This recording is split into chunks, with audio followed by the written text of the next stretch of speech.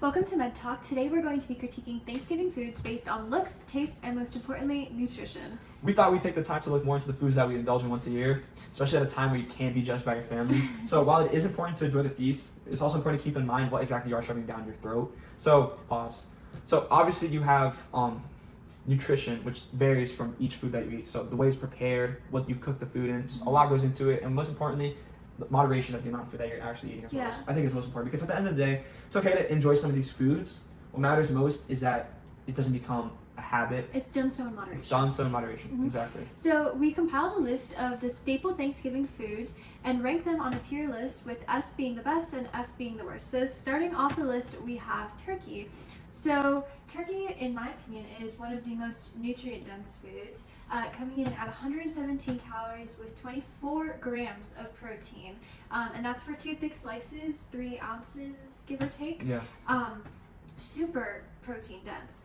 And on top of that, it's filled with B vitamins and minerals like selenium, zinc, and phosphorus, which are super important to your body. Yeah. And there's also a difference between what meat you actually get. So there's a difference in like the amount of nutrients and also macronutrients as well. So you have dark meat and you have white meat, which I discovered, I think, many years ago. I think when I was around like 8 or 9 years old, from Boston Market, when I found out what white and dark meat was. And I was like, okay, well, there's a difference, obviously. But I thought it was just like, I thought it was just a color. It's just, turkey is turkey, so it doesn't matter to me. But what the difference actually is that dark meat, which is found in the active muscles such as the legs or thighs, that they're typically higher in fat and calories compared to white meat. It contains slightly less protein than white meat turkey skin, which is high in fat, which is often excluded with dark meat cuts. An example would be 3.5 ounces of turkey with skin, which equals 969 calories, and 5.5 grams of fat, which is pretty high. Yeah, and then you have your white meat, and that's found in less active muscles like chicken breast, or turkey breast. Slightly higher in protein than the dark meat, and it's lower in fat and calories. Also, any skinless cut, dark or white meat, is going to be lower in calories, but especially in the white meat. Yeah. So an example would be 3.5 ounces of skinless turkey meat, that's white meat, is going to be 139 calories with 2 grams of fat. That's not much fat, especially compared to the dark meat. Yeah. And then on top of that, there's just a bunch of benefits in the turkey. So yeah. So what you listed before, such as vitamin B3, B6, B12, selenium, zinc, a lot of these vitamins, it's all in the turkey as well. And it's not just a little bit. It's pretty high considering it's just turkey. So what exactly is actually going on inside each vitamin? Yeah, so with vitamin B3, you're going to be having nutrients that help keep your nervous system, digestive system, and health of your skin all in check. Yeah. And then you have vitamin B6, and that's going to be important for brain development and for keeping the nervous system and immune system healthy. I'm going to need that. And then you have your vitamin B12, which plays an essential role in red blood cell formation, as well as metabolism and nerve function, and DNA replication, which is like also metabolism kind of stuff. What about the minerals? So selenium is going to help with your thyroid hormones, and thyroid hormones help regulate metabolism and growth. Yeah.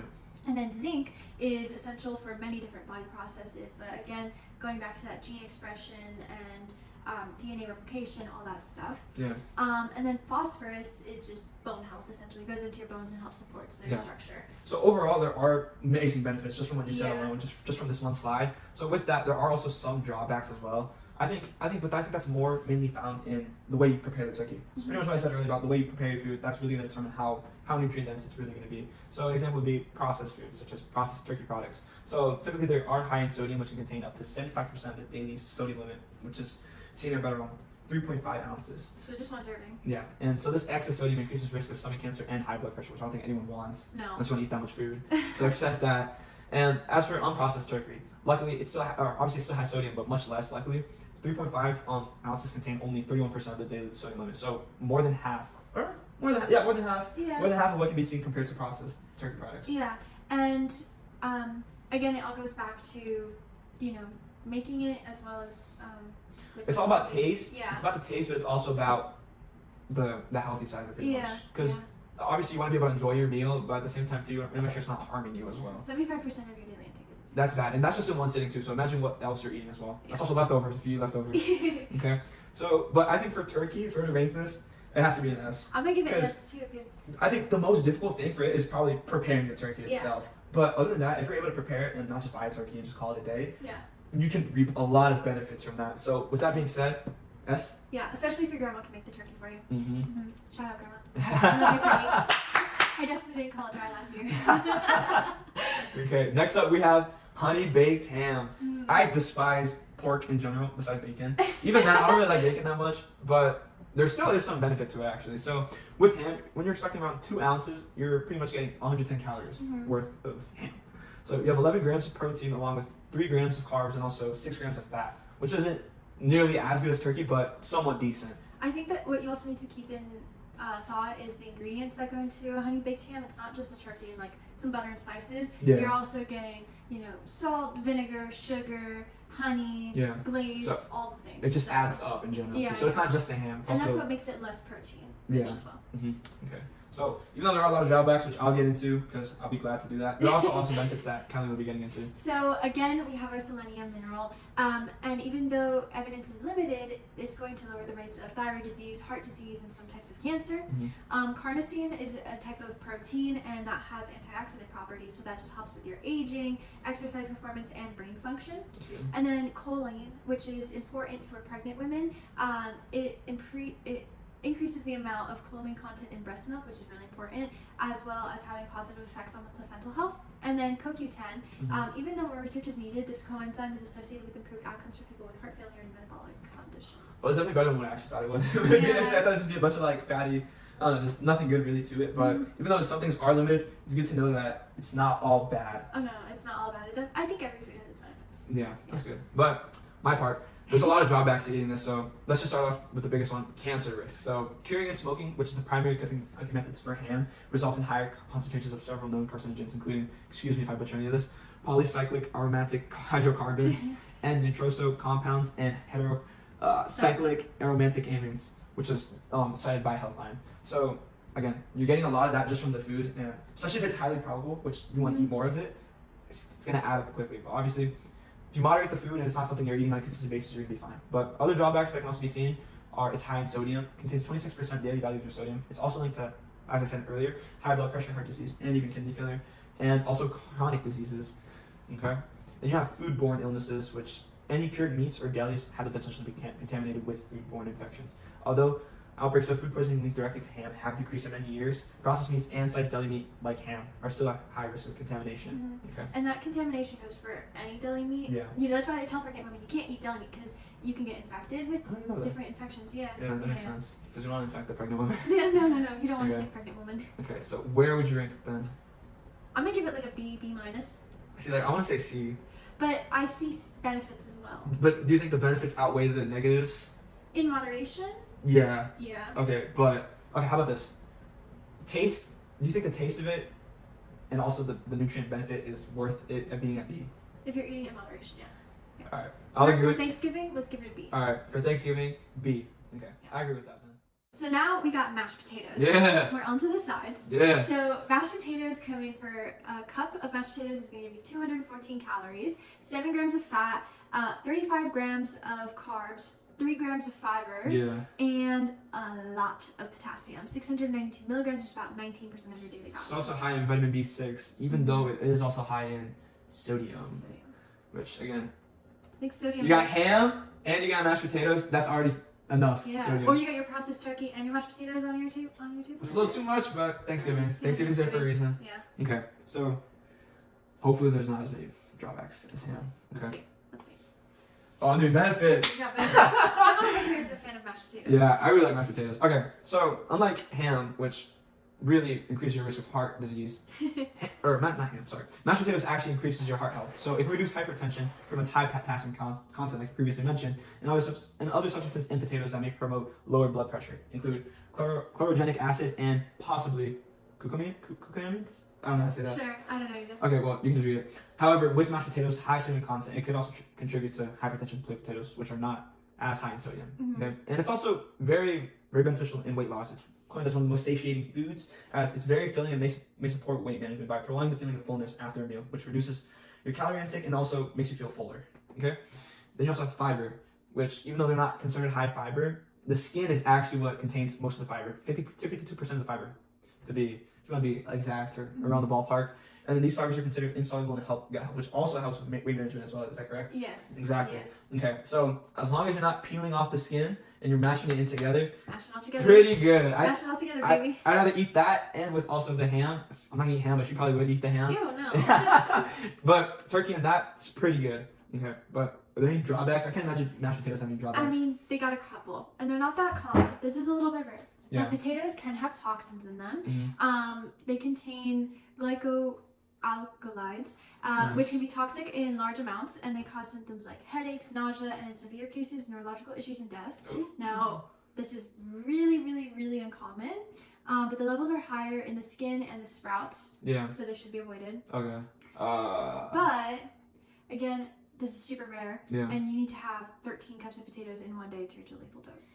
So I don't think anyone's having 13 cups of potatoes in one day. You never know.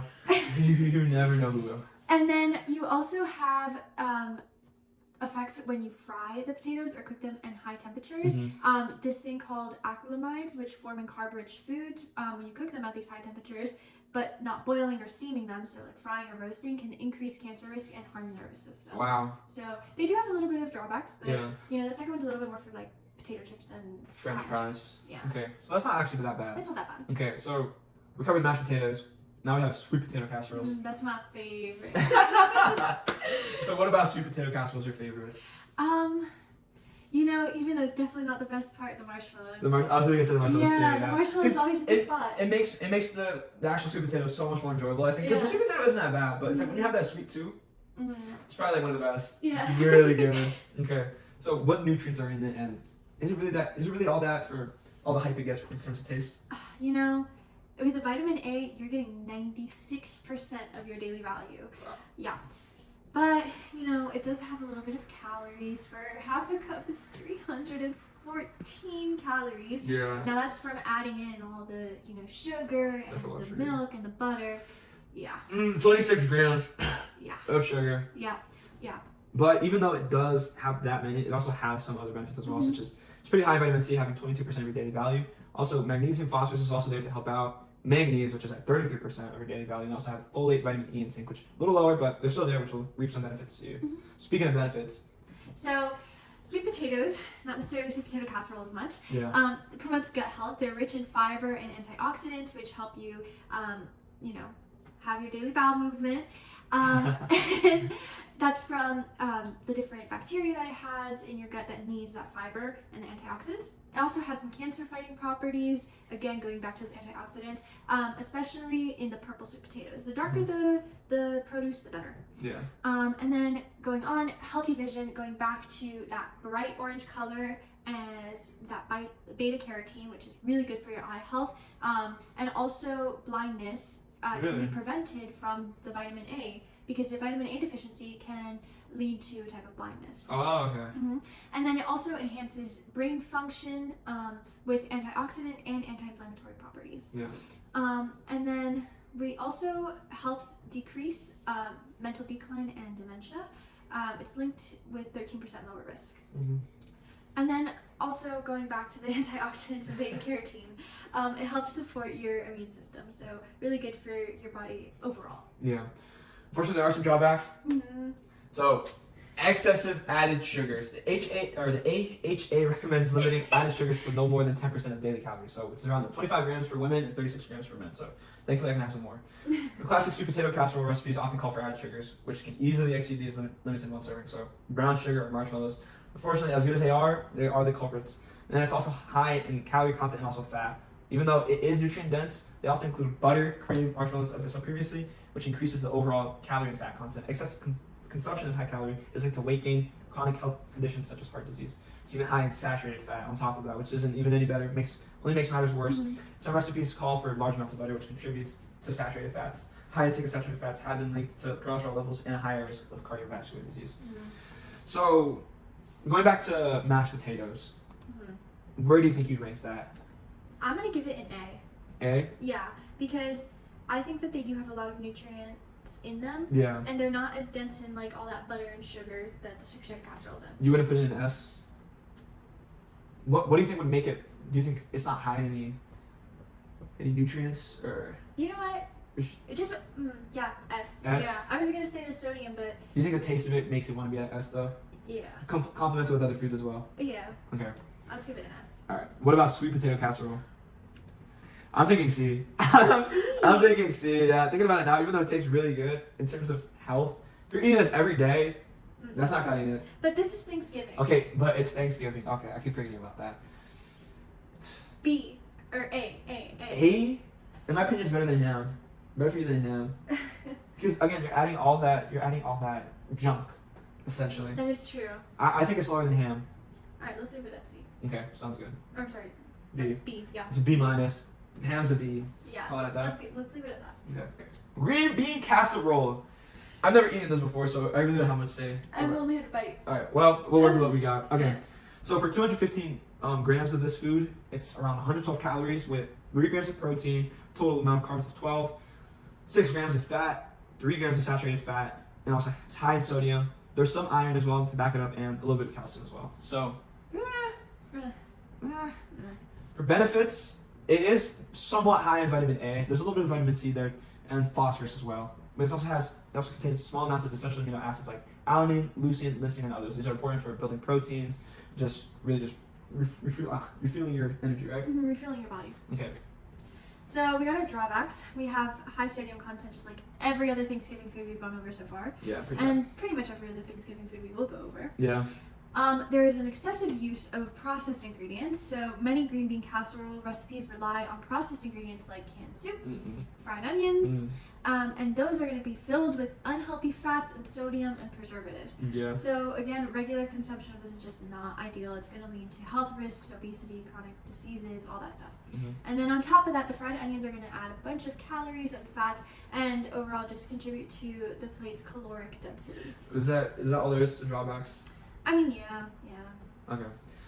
Well, I don't think I'm ever eating that. I don't think I'm ever eating that. But what I am gonna eat, that mac and cheese. Okay, so just overall macronutrients for that, it varies from wherever you get it. So again, going back to what I said about preparation, how you prepare is really what's gonna determine whether or not it's gonna be healthier than unhealthier. Okay, so like the ballpark around 400 grams calories, or 400 calories, sorry, and around like 20 grams of fat, I'd say. It's lower in protein, really high in carbs, not as much fiber, and the amount of sodium in this is preposterous. As much as I really do love mac and cheese, there's only drawbacks to it. Like the only benefit is like eating it. That's it. The flavor. The flavor is enough. So again, high sodium. It's probably like one of the highest there is in this entire list. So on top of that being really high in sodium, it's highly processed, has preservatives, food coloring, etc.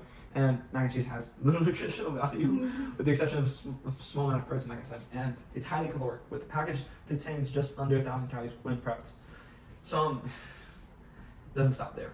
Some mac and cheese variations contain a cheese mix, which isn't even real cheese. This is hurting you, isn't it? Yeah, the fiber fundamentals are proper, and healthy digest is virtually non-existent, with kids needing fiber, and sugar content about 28 grams in a package. And to top it all off, it's a refined carbohydrate. It's one of those unhealthy foods that is overconsumed, and in today's world is a really big role in weight gain.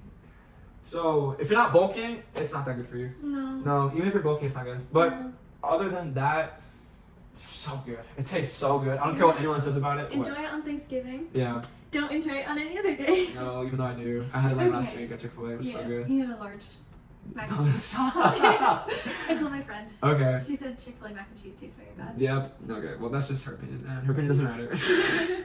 That's what our opinion matters most. Okay. Green bean casserole.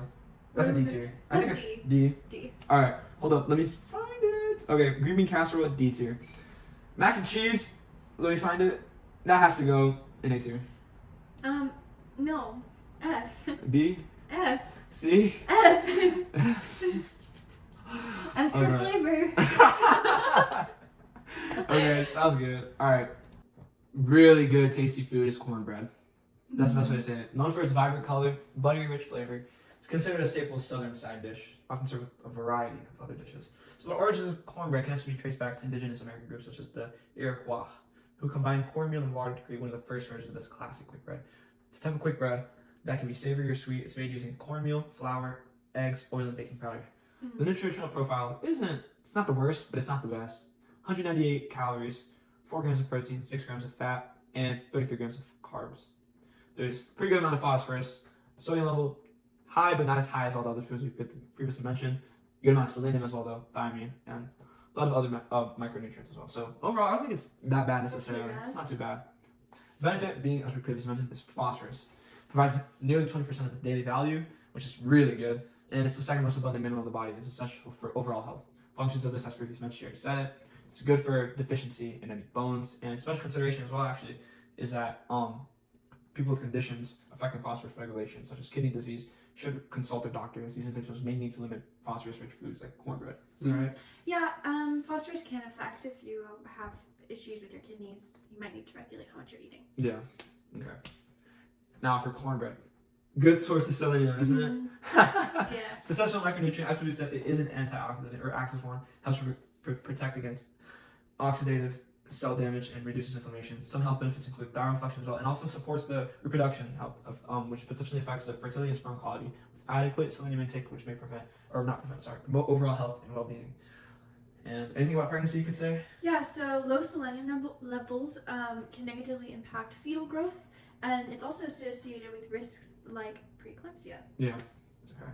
And last but not least, thankfully this is for me because I don't know how to make cornbread. It's easy to prepare and requires just a few ingredients, as we said, and it's quick to make as well.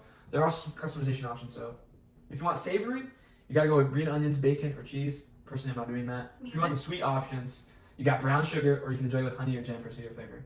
And multiple varieties are available. It just allows you to go with what you would like more. So at the end of the day, it's all about personal taste, I think. So I think in terms of variety, you can get a lot with this. Yeah. I think. But I'm bland. I'm so basic. Do So you just like it plain? yeah, my mom is always makes it, so to me it's good enough. Like it doesn't need anything else. Like it's fine eating it by just itself. Yeah. So going into the drawbacks, cornbread is higher in carbs with 33 grams per slice with only 2 grams of fiber. Yeah. So people with diabetes or on a low carb diet may need to monitor their carb intake. It's also has refined grains. And that creates a lack of nutrients rather than having the entire wheat kernel. Also, that's associated with having lower fiber and increased inflammation and blood sugar spikes. Yeah. And then there is also a higher gluten content, which is a protein that's found in wheat, barley, and rye. And people with celiac disease or other gluten-related disorders should definitely be avoiding cornbread. This brings back trauma, it feels like. I remember I was misdiagnosed actually. I don't know if I was misdiagnosed. They kind of misdiagnosed me. For over a month, I couldn't eat anything gluten. Probably even more, honestly. Just gluten. And so, no cornbread for me. Big whoop. But, No, I get the feeling really because bad. my parents are on the paleo diet. You can't eat gluten. Really? On the paleo diet, yeah. What? When I was 10 or 11, Yeah. there was no gluten in this That's house. so weird. Yeah. Yeah. And then, additionally, high in sodium. I mean, Yeah. everything here is high in sodium. But to make it healthier, you can make it from scratch This is what my and mom use does. whole grain cornmeal or flour instead of refined flours to increase that fiber intake. Yeah. So moving on to stuffing. So stuffing is a pretty common, thing to put in the turkey as well to eat along the side. Yeah. So for an ounce, it's about 109 calories. It's mostly carbohydrates with 22 grams. It has a little bit of protein, 3.1 grams. Not that much. Not that much at all. Has some calcium, not that much. And iron. And iron, yeah. But common ingredients in stuffing mixes is a base of bread or cornbread, and it's combined with vegetables like onions, celery, and then seasonings, butter, and then broth. And you have to put all the other stuff like eggs and binding ingredients, but other than that, that's what it's mostly made out of. So some nutritional drawbacks: it's going to be higher in calories, fat, carbs, and salt. It does have some unhealthy ingredients like the added sugar, especially when you're getting the stuffing mixes from the stores. Yeah. BHA and BHT, which are chemicals that are linked to cancer. Genetically engineered ingredients like GMOs. High fructose corn syrup, which is not something you usually find when you're making it from home, but when you make it from a mix, that's likely that you'll find it. Yeah. And hydrogenated soy oil, which is a source of trans fat. Again, in the mixes, if you're making it at home, use a good oil like olive oil or avocado oil. What? Yeah. Safety risks with stuffed turkey. So stuffing must reach an internal temperature of 165 degrees because it's coming in contact with that raw turkey. So make sure that you're not getting the bacteria found in raw poultry like salmonella.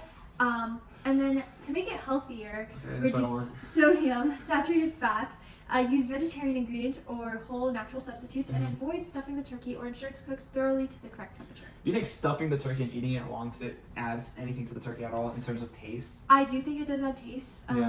It does have a lot of the butter and seasonings that add to that, and it also helps keep the turkey moist, at least in my experience the couple times I've cooked a turkey with my grandma. Stuffing did help out, and she's always told me you have to stuff the turkey. Stuffing it? Yeah. Who's that? Oh no, you have to stuff Oh, the stuffing. turkey. Oh my gosh. Okay, got it. We were doing this earlier where Yeah. he kept saying stuffings, and I was like, Yeah. Stephanie. Yeah. I was like, what? I keep thinking of your cousin. Okay. Where are you putting stuff in? I've never had this, so I can't really say much is the thing. So I don't know if it's worth where it should go. It does taste pretty good in my opinion. Yeah. I'm gonna put it at a B. B. Yeah. But- And a C. See, do you think it's higher than green bean casserole? Mm. It's lower than green bean casserole, really. Yeah, because it doesn't actually. No, yeah, higher. Because, Higher? Because it does have vegetables and it does have less sodium. Okay, got it. Yeah. So it's bad, but not as bad as people think it. Yeah. Okay. Yeah. Cornbread. In my opinion, I think it's a good fit for A tier. I think. Yeah. I'm between S and A. I'm gonna give it A because it does have a high carb content with a low fiber. But if you're using those substitutes like Yeah. whole grains, you're gonna get okay. So okay. Yeah. That's pretty good overall, I'd say. Yeah, I say that's a good balance. Okay. So now we're on to cranberry sauce and gravies, like kind of the dressings of Mhm. Thanksgiving. So cranberry sauce is made of cranberries, corn syrup, water, citric acid. Mhm. And for a cup, which is a lot more than what most people would eat, usually you're having a fourth of a cup to half a cup. Yeah. 418 calories for 1 cup, Mhm. 108 grams of carbs, 105 grams of sugar. Hold up. I mean, the list goes on and on. There's vitamin E in there, which is about 15% of your daily intake, but again, this is for a cup. Yeah. And 6% of vitamin C, a little bit of manganese and iron, and So it's not that bad.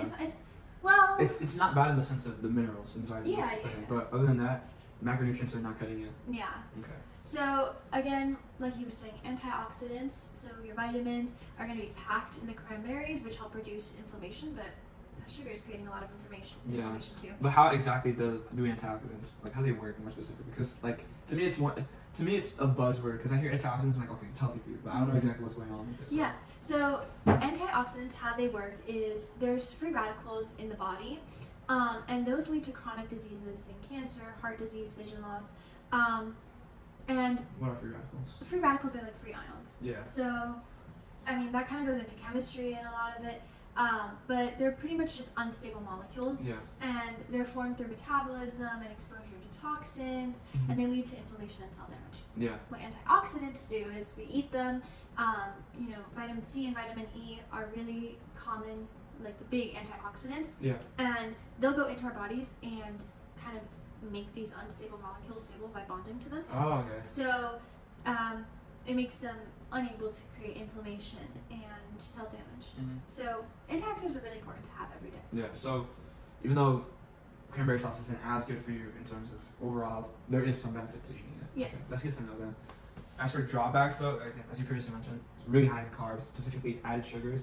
Many commercially prepped cranberry sauces and recipes include significant amounts of added sugar, which is the whole purpose of it is to balance the tartness of cranberries, which are pretty tart, and this increases the calorie content, and which just mainly contributes to overall health issues of consuming in excess. Which, again, Thanksgiving, so I'm not eating in excess. Let's be for real. And as for processed versions, they also sometimes lose the natural fiber, which is found in whole cranberries, which again, it's pretty important to have that. And so if you're losing that as well on top of all these other health risks, it's not really worth it in my opinion. Well, and I would also say that making it from home is really going to make a big difference. Yeah, because you can actually control what's actually going Yeah, inside like it. the less sugar that you put in, the better. Yeah, Yeah. you have that taste of it. Like, are you fine with more tart cranberry So sauce? I actually one time made it from home. I think I used honey. Yeah. And Use honey. instead of Oh, okay. instead of sugar. Substitute. And it kind of helped balance the sweetness because honey is so sweet. Yeah. But you can also use like monk fruit or stevia Mhm. sweeteners, which don't have as many calories. And it'll lower the caloric density and the sugar density. But they have artificial sweetener or something. It is an artificial sweetener. Yeah. Yeah. It's not as much sugar, but there is still something behind it. Yeah. It's okay. Well, it's not that bad, but definitely is not up there with like turkey. That's for sure. Okay. But besides cranberry sauce, we got gravy. Mhm. Gravy's pretty good. Gravy goes with mashed potatoes, so And the turkey. You can try it out. that's true. Even though it's great tasting, is it really as good as it is for you in terms of nutrients? So, what is gravy? At most basic level, gravy is a simple pan sauce that requires liquid and has a thickener. With traditional turkey gravy usually having fat, flour, and stock. You can make excellent turkey gravy with all these ingredients plus salt and pepper seasoning. I know people also use vegetables as well. That's something as well. Yeah. And for one serving of gravy, it's around 40 calories. And the macronutrients breakdown is 55% carbs, 31% fat and 14% protein, which has a relatively low calorie density with 40 calories per extra grams, which is not bad really. Even though it's not ideal with what you'd want to see in terms of macronutrient breakdown, for the amount of calories, it's not as bad as I think I assumed it to be.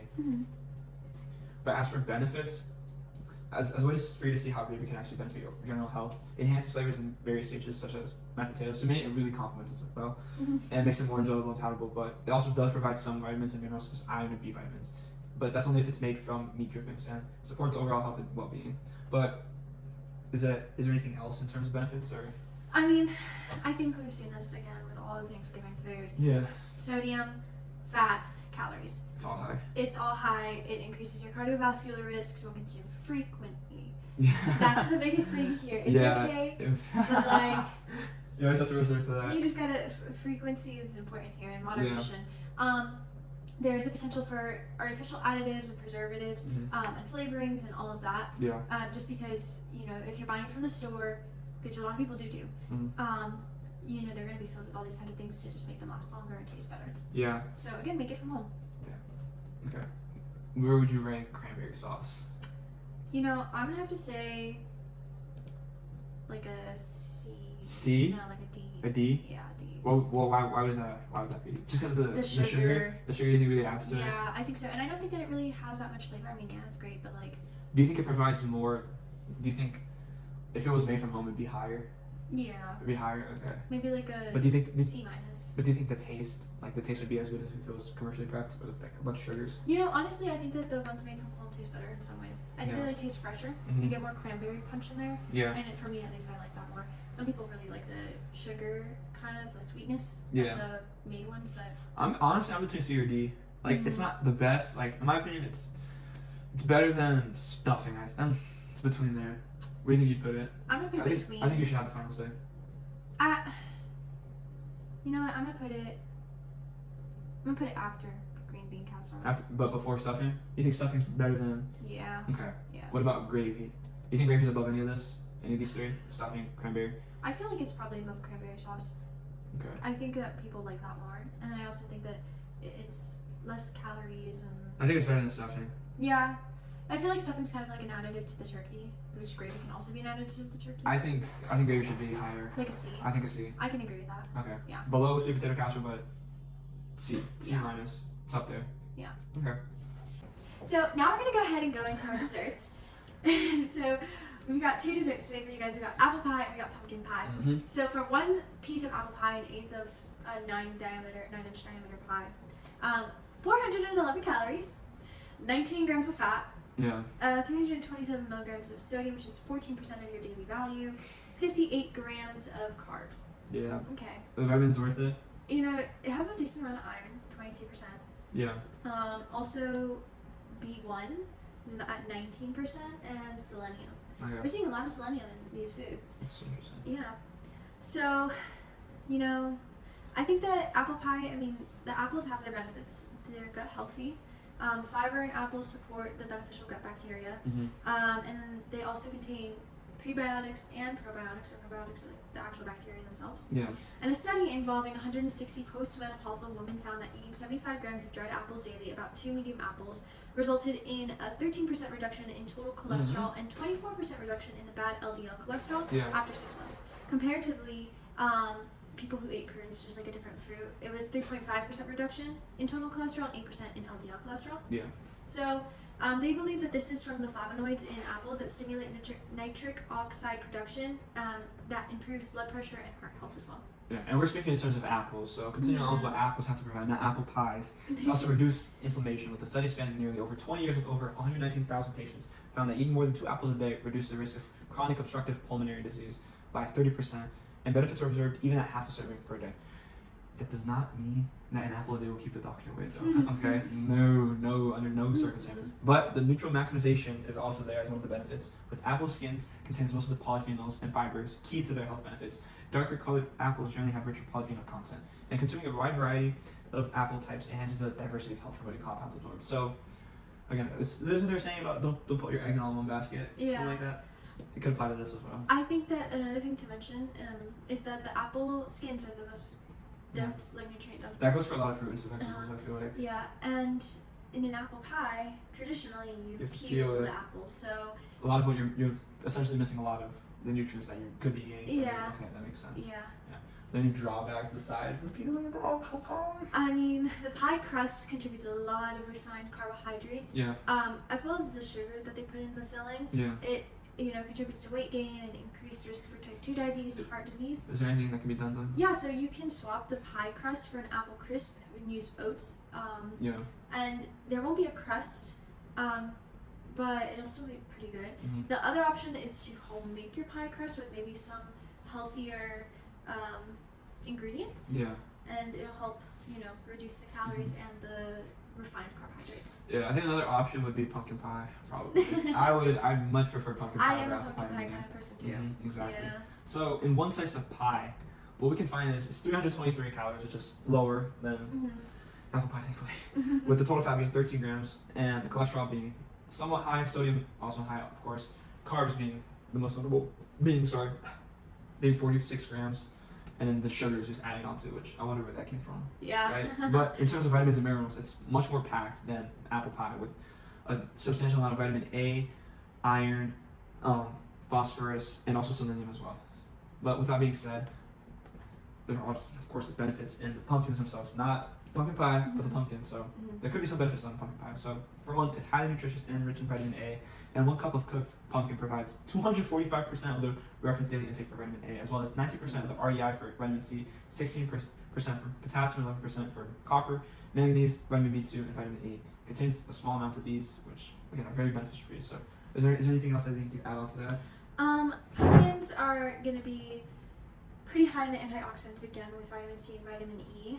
And then also alpha carotene and beta carotene, which go into that eye health again.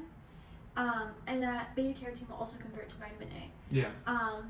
And then I would also say that pumpkin seeds are nutrient dense. So if for some reason you decide that you want to buy pumpkin and make the pumpkin pie with the pumpkin from the pumpkin pie and the seeds, eat the seeds as well. I was gonna say just keep the seeds separate and just put it in the bag and just eat it.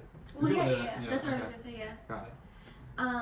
And again, the eyesight is gonna be protected from the vitamin A and the beta carotene. Pumpkins support weight loss because they're very low in calories and high in fiber, which helps control appetite. Yeah. They may lower cancer risk again with the antioxidants, and then heart health from potassium, vitamin C, and fiber, which are all linked to lower blood pressures, reduce stroke risk. The antioxidants also help prevent oxidation of LDL cholesterol, which builds plaque buildup, and then it also helps promote healthy skin. Okay, that's pretty good. Drawbacks.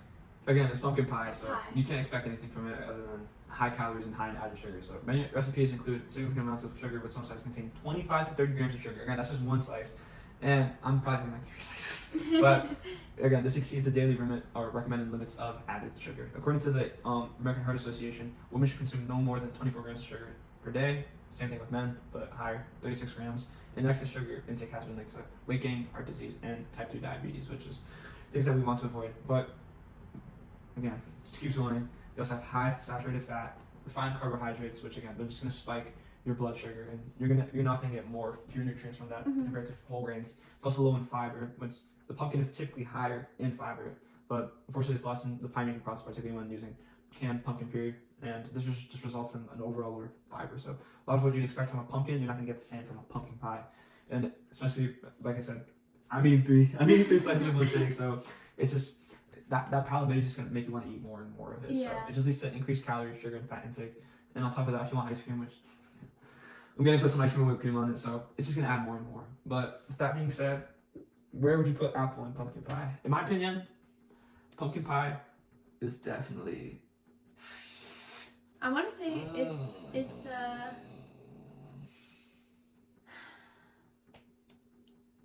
no. Higher? Actually, you know what? I think it has less sugar than the cranberry sauce in total. Like, I think that there's more volume to it. I don't know. In my opinion, I'm hard passing the apple pie. Yeah, I'm hard passing the apple pie too. Okay. I mean, it's over mac and cheese for me. Yeah. It's under mac and cheese. Yeah. Okay. Do you think anything should be changed? Turkey. Okay. Let's Turkey say it one more needs to time. stay an S. Turkey's S. Mashed potatoes. S. Cornbread, I feel like is a good A. Ham. I feel like you want to change ham. My opinion, it's a solid B. I think it's a B. Okay. Sweet potato casserole. I mean, man, you like knocked mine down. Like, It's not my. No, I think it deserves to be there because again, a lot of what you have in sweet potato, I feel like it's lost. Like it does. the negatives outweigh the positive more. It's almost like a sweet potato pie. Do you think gravy should be this high though? No, I don't see it being along with the sweet potato casserole. I can kind of see it being between There? above the stuffing. Okay, so it's not in that category, but it's Yeah. above everything else. Yeah. Okay. Stuffing, pumpkin pie, cranberry sauce. I think I'm fine with everything here. Yeah, I would maybe move the green bean casseroles. Above? Actually, no. Keep it there? Yeah. I honestly think I'm keeping it there just because I've never had it, but also because I feel like the taste would be bad. It is. Yeah. Okay. But with that being said, that concludes this episode of MedTalk. Yes. So we very much appreciate you watching this. Yeah. You have anything to say? Like, you know, overall, of course, these foods are going to be higher in the fat and The sodium carbs for some and reason. sodium. Yeah. But, you know, the next day, just drink a lot of water, eat well, and it's all going to be fine. Yeah. One day of fun is not going to ruin your health. I'm not going to do that much. No. It's just a matter of how you handle each day. Mhm. Again, I think, in my opinion, one day is not going to do anything, just like No. you said again, just me repeating it.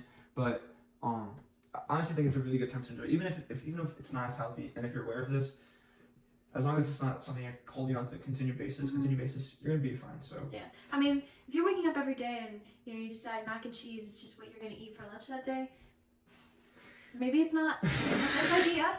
But overall, enjoy your Thanksgiving. yeah, And have a terrific Turkey Thursday, Thanksgiving. yes. Okay, thank you. Until next time, let's talk about it. Oh my god.